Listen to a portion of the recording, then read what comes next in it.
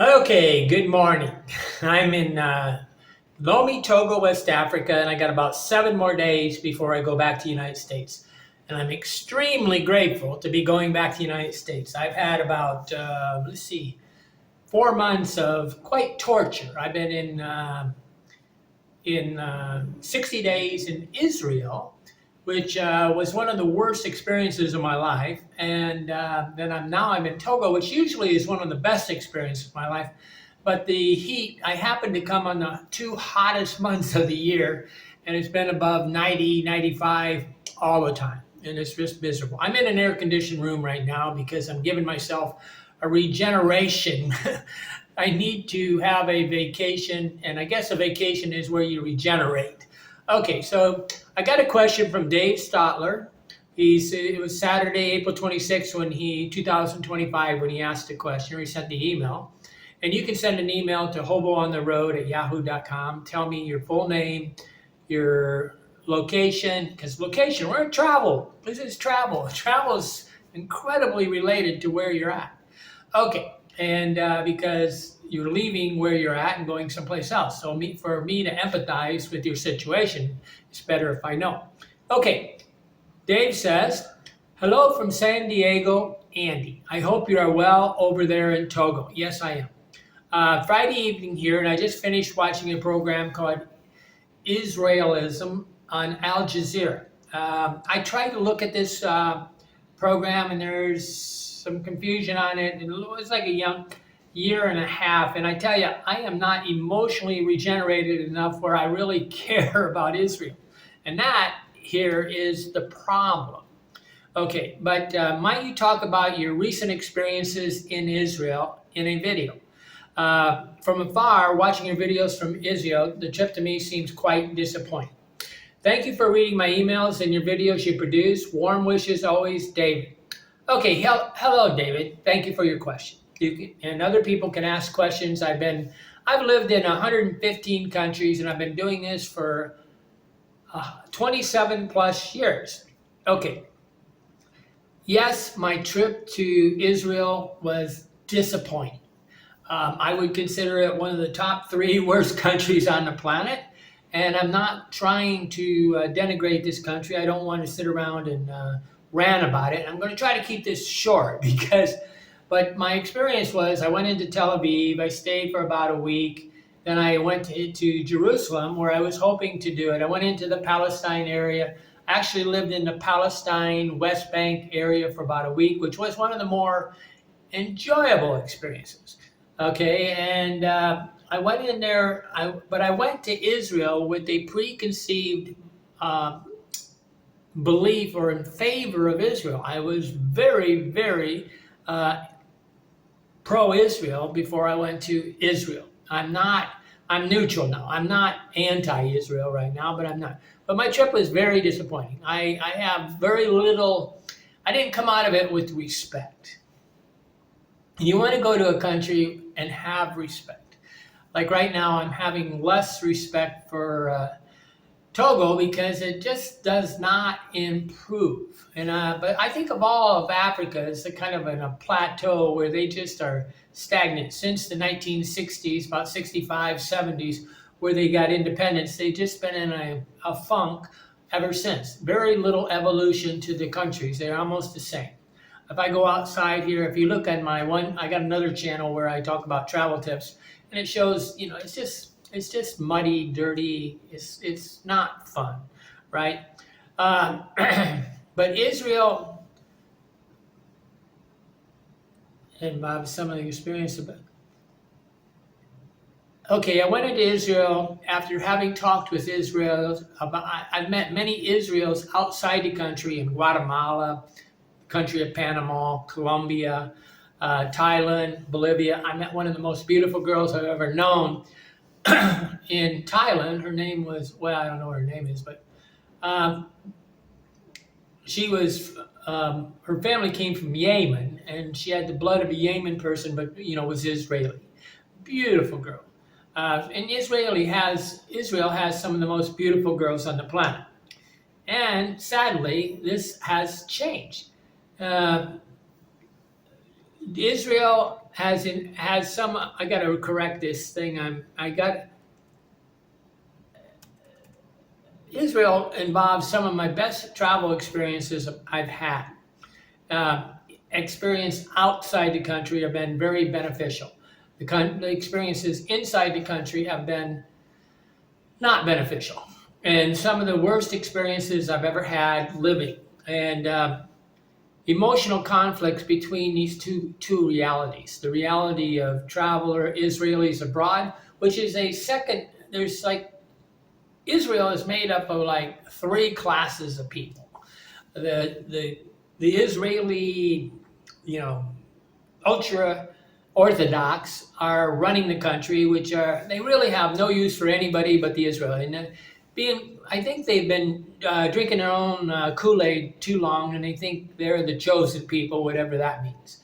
And I don't see anybody as the chosen people as a beneficial thing. It's like uh, Hitler saying they're the chosen people and they have the right to rule the world for 1,000 years. Same kind of mentality, just the opposite side of it, right? But the chosen people is a superior attitude, and so was Hitler's idea of this. I really had to come to grips with the emotional conflict of these two realities: my love of Israel outside the country and what I considered very distasteful inside the country.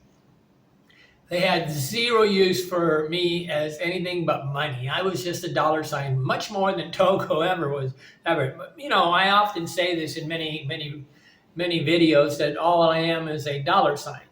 And but I am no longer intrigued with Israel. I'm no longer admire. I am just tolerant. But I do believe that Israel has a right to exist, as does any culture, any language group, any religion. They have a right to exist, and I have the right to not involve myself. I have kind of a prime directive, sort of like Star Trek, that I don't believe that you should interfere with other cultures unless they are destroying things. And I'm in a conflict right now because I am not sure if Israel is making the world a better place. But the best analogy of how to understand what an Israeli is like is like a New York City, money hungry, never talk to you culture, where you look them in the eye and they just ignore you. They look down on you. This is New Yorker talking to an Indiana person. They are very, very obnoxious people, in my opinion. But they have a right, New Yorkers have a right to be who they are, right? It was not one of the biggest things that I've always been reading about the settlements, which sounds sort of like, I look back like Conestoga wagons, and we have these settlements, and there are all these families working together and whatever. And that's not what it is. All the settlements are high-rise, normally between 5 and 10-story high-rise condo projects, and the only thing you get to brag about is the porch, the balcony. These are some of the worst living conditions I've ever seen in my life. They're packed in like sardines, and they just build high rises. It reminded me of being in Beijing, China, and they destroyed all these ghettos and they put everybody in these 15-story high round building. Really kind of unique, but as a way to human management. And many of you know that I've always talked about human density. Israel, Tel Aviv is one of the densest cities on the planet. So what do I think of the government? I think it's a dictatorship. It feels like a dictatorship. It's like you either fit in and agree or you leave, okay? It's not one of these cultures that is well-rounded or in any way, shape, or form. They are all singing the same song, and this is what a dictatorship. You could call them clones. My hostels were one of the worst experiences of my life. They were just slumlords. All they wanted was the money. They did absolutely nothing to make my life better. I mean, the one in Jerusalem was so cold, it was ridiculous. And I didn't realize that, around December 25th, when Mary and Mother Mary and was having a baby, Jesus, it was cold. And Israel is a can be very cold. There's nothing holy. And I was in Israel, I don't know, like in 2001 or something, and I wrote a blog about it, and I call it the unholy lands. And I still believe it, and I even believe it more, that it's an unholy place. But I should stop here.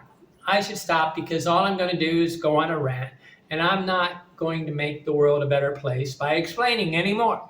If you want to become a Patreon, I will put this link in there, the link to this notes in the Patreon thing. And if you wanted to, the $25 Patreons, you got $5 and $25.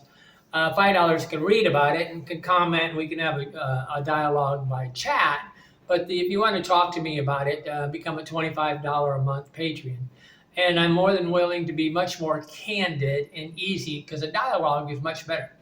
But I am not making the world a better place by making this video, and I'm not making the world a worse place. I'm just trying to give you the facts, my opinions as I see them. The question I always ask of anybody I meet is, are they wanting to make the world a better place? I didn't leave Israel believing that they want to make the world a better place. I believe they are extremely insulated, which is one of the arguments that most Europeans have about the United States, is we're very insulated. And we are. The United States culture has no understanding of the rest of the world, and they really do think that the American dream is the only thing. So in a way, the United States is very much like Israel. Okay, they don't really care to learn about other cultures. When I was at one of the gates of the old city of, there's an old city inside Jerusalem, I asked some questions of the soldiers that were kind of guarding the gate. They knew nothing of what was going inside. When I was at the border entering the West Bank, going to Bethlehem, and I stayed there a week, I asked questions of the soldiers. They knew nothing of what they were so afraid of which they have a right, and they should be afraid, of the Palestinian people. But the Palestinian people, there's so many conflicts. You see, the Palestinian people from the West Bank can come into Israel, but the Israeli people don't go into Palestine. So it's not a two-way street. Okay, but if you want to live like a New Yorker, go to Israel. If you want to just I will say it has one of the better beaches on the planet. Beautiful Tel Aviv beach, but it's the 5th most expensive city on the planet. It reminds me of something like Tokyo. I would go to Tokyo and I wouldn't be able to talk to anybody, and I didn't really talk with anybody. I only met one person where I exchanged the WhatsApp thing. I measure countries by how many interactions I had. I only have one communication with an Israeli, and here in Togo I get about 2 a week. So that tells you. 2 a week in 60 days, or which would be 2 times 4 would be 16, 18, 20 connections here in Togo, and I only had 1 in 60 days in Israel. Do I recommend you go there? No way. And is it a good experience for... My mother wanted to go to Israel, then at the last moment, she changed her mind. She said she wanted to go to France because it was her dream of love and things like that. Israel is a place where you always will be a foreigner. There's no intermarriage. It's not like Togo where you can weigh countries' diversity and acceptance and clarification by the intermarriage. And they're going to say that you can intermarry with Israelis, but they're just full of shit. Okay. I'm Andy Lee Graham. I'm here and you're not. Why not? I will be in the United States soon. So send your questions to Hobo on the Road. Become a Patreon if you'd like to see my channel continue, because it's not a want. I really do need more money to exist. I'm here and you're not. Why not? Your friend, Andy Lee Graham.